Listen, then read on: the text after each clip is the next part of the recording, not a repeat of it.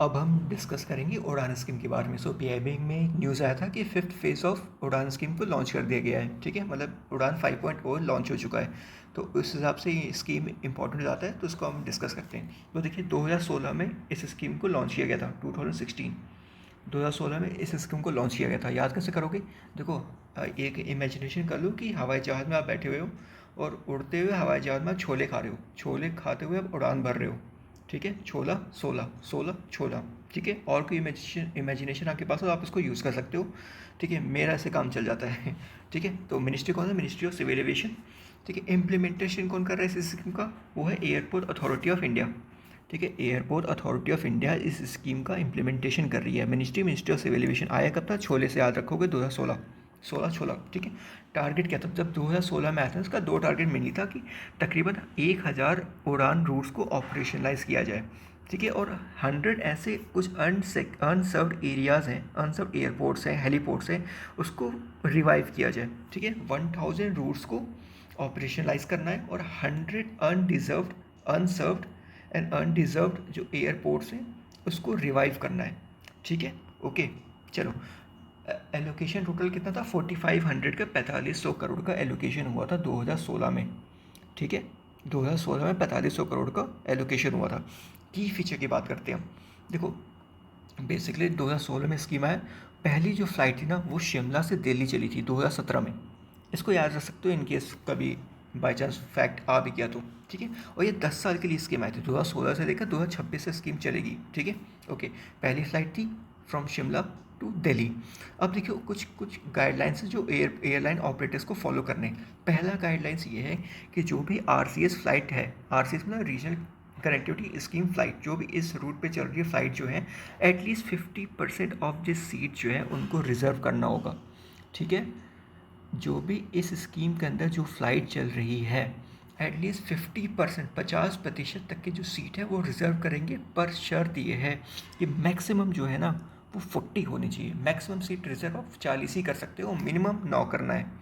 ठीक है, मान लो किसी फ़्लाइट में 100 सीट हैं तो 50% का मतलब ये नहीं कि 50 सीट रिज़र्व होंगी, मतलब सीट मैक्सिमम 40 ही रिज़र्व हो सकती है। ठीक है, मिनिमम 9 सीट रिज़र्व होंगी, मैक्सिमम 40 सीट होगी। और वो है, ये हम बात की फ़्लाइट की। अगर हम हेलीकॉप्टर की बात करें ना, तो अगर हेलीकॉप्टर में 13 सीट से कम है, 13 सीट से कम है हेलीकॉप्टर में, तो सारे के सारे 13 से रिज़र्व रहेंगे आरसीएस के केस में। ठीक है, 13 से ज़्यादा हैं तो मैक्सिमम 13 सीट रिज़र्व रहेंगे, मतलब 13 सीट रिज़र्व होने ही होने हैं हेलीकॉप्टर केस में। अगर टोटल हेलीकॉप्टर कैपेसिटी 13 सीट से कम है तो पूरी सीट रिज़र्व रहेगी, और 13 सीट से ज़्यादा है तो मैक्सिमम 13 सीट रिज़र्व रहेगी। ठीक है, ओके। अब देखो, जो सीट रिज़र्व है ना उसका फ़िक्स फेयर है, 1 घंटे के फ्लाइंग के लिए 2500 रुपये। ठीक है, अगर किसी का डिस्टेंस मान लो 1 घंटे का है तो उसका 2500 लगेगा। ठीक है, और अगर आप हेलीकॉप्टर से जा रहे हो तो आधे घंटे के फ़्लाइट का 2500 है। ठीक है, आधे घंटे का फ़्लाइट का, सॉरी, आधे घंटे के हेलीकॉप्टर के राइड का 2500 है, और 1 घंटे के फ़्लाइट का 2500 है। ठीक है, ये है प्राइस को फिक्स कर दिया गया है। ठीक है, अब देखो एयरलाइन ऑपरेटर इतना कुछ कर रहे हैं, कुछ ना कुछ तो कंसेशन एयरलाइन ऑपरेटर को मिलेगा इस स्कीम के अंदर। तो ये देखिए क्या कंसेशन मिलेगा। पहली बात ये है कि जो भी लैंडिंग चार्जेज है, पार्किंग चार्जेस हैं, टर्मिनल नेविगेशन लैंडिंग चार्जेस, कुछ नहीं देना होगा एयरलाइन ऑपरेटर को या हेलीकॉप्टर ऑपरेटर को। ठीक है, और ये जो एयरलाइन ऑपरेटर है ना, एक्सक्लूसिवली इनको 3 साल तक के लिए इस जो भी रूट वो चूज़ करेंगे 3 साल के लिए एक्सक्लूसिवली ऑपरेट करने को दिया जाएगा। ठीक है, 3 साल के लिए एक्सक्लूसिवली रूट दिया जाएगा उनको ऑपरेट करने के लिए। बस वही चलाएंगे उस पर्टिकुलर रूट पे जिस पे वो आना चाहते हैं, जिस पे उन्होंने बिड किया होगा। ठीक है, अब देखो जो कंसेशन दिया जाएगा ना, वाइबिलिटी गैप फंडिंग के रूप में भी कंसेशन आएगा। ठीक है, ये सेंट्रल गवर्नमेंट और स्टेट गवर्नमेंट दोनों शेयर करेगी, और जो रेशियो है ना वो 80-20 का है। 80-20 का है फॉर 3 ईयर्स, और नॉर्थ ईस्टर्न और हिली एरियाज़ के लिए 90-10 का रेशियो है। 80-20 सेंट्रल स्टेट का कंट्रीब्यूशन है। ठीक है, एडिशनल कंसेशन पॉसिबल हो सकता है जैसा केंद्र सरकार को सही लगे। ठीक है, तो मेनली बेसिक हमने स्कीम के बारे में पढ़ लिया। ठीक है, अब कुछ डिफरेंट फेजेस के बारे में पढ़ते हैं। तो देखो, फेज़ 1 2016 में था, फेज़ 2 2017 में था, जिसमें पूरा फोकस ज़्यादा फोकस तो हिली एरियाज़ में था, नॉर्थ ईस्ट में था, आइलैंड स्टेट में था। ठीक है, फेज़ 3 ना सी प्लेन ऑपरेशन पे फोकस कर रहा था। ठीक है, फेज़ 3 का पूरा फोकस सी प्लेन ऑपरेशंस पे था, ठीक है। और एक और इम्पॉर्टेंट चीज़ था कि फेज़ 3 में टूरिज़्म पे फोकस किया गया था। सो मिनिस्ट्री ऑफ टूरिज़्म के साथ मिनिस्ट्री ऑफ सिविल एविएशन ने कोलैबोरेट किया था इन फेज़ 3। ठीक है। फेज़ 4 की बात करें तो स्मॉल एयरक्राफ्ट सब स्कीम लेके आई थी गवर्नमेंट, मतलब चौथे फेज़ में स्मॉल एयरक्राफ्ट पे फोकस किया गया था। ठीक है। देखो फेज़ 1 आया 2016 में, फेज़ 2 2017, फेज़ 3 2018, फेज़ 9 2019, उसके बाद आ गया कोविड। ठीक है। तो बड़ा लंबा सा गैप हुआ।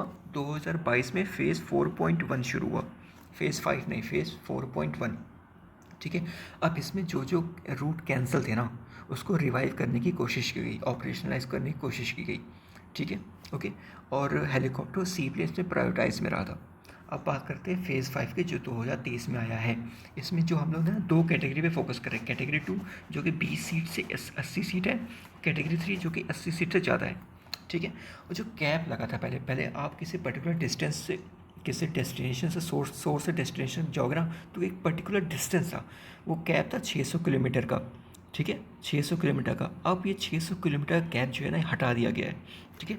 सो now there is no restriction on distance between the origin destination of the flight. Origin और डेस्टिनेशन के बीच अब कोई रिस्ट्रिक्शन नहीं है।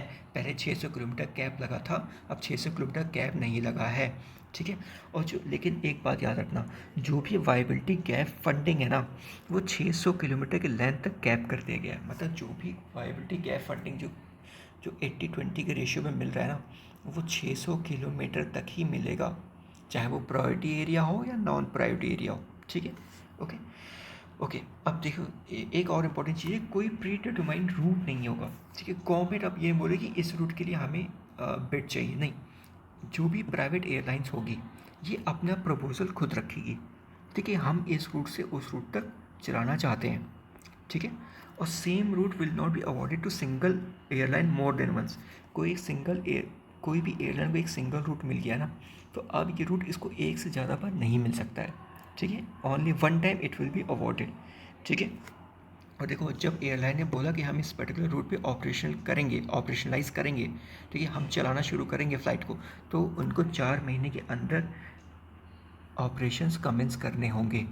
पहला जो ड्यूरेशन था वो 6 महीने था। पहला जो एयरलाइन से ये ऑपरेशनलाइज 6 महीने के अंदर उनको करना था, पर अब जो है वो ड्यूरेशन घटा के 4 महीने के अंदर करनी होगी उनको ऑपरेशनलाइज। ठीक है। सो एक दो बार और उसको आप देख लीजिएगा, बाकी मुझे लगता है इससे ज़्यादा और कुछ इंपॉर्टेंट इस स्कीम में। ठीक है। ओके। Thank you.